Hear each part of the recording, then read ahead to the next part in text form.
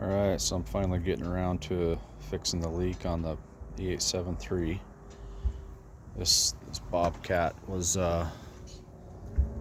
a fire, rebuilt everything, hooked up all the hydraulics, and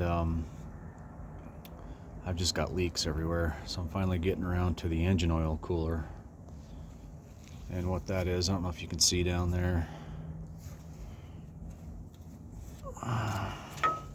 Right there's the old gasket. I didn't realize it was that bad. I would have known that, I would have replaced it a long time ago. But there's the new O-ring, and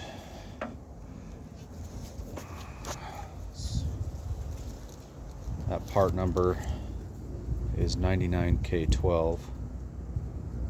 And I got these from Bobcat pair. Not extremely expensive, but they're a few bucks.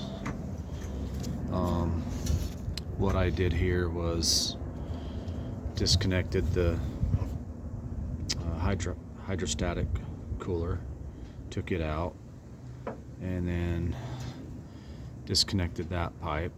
That just basically came out real easy, and then untwisted this. This is a interesting fitting.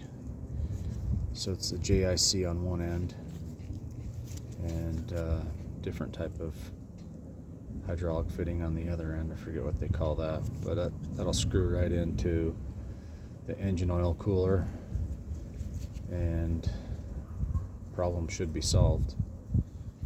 Also, this is a locking nut, so once I get this into the position that I want it in, I just tighten that nut.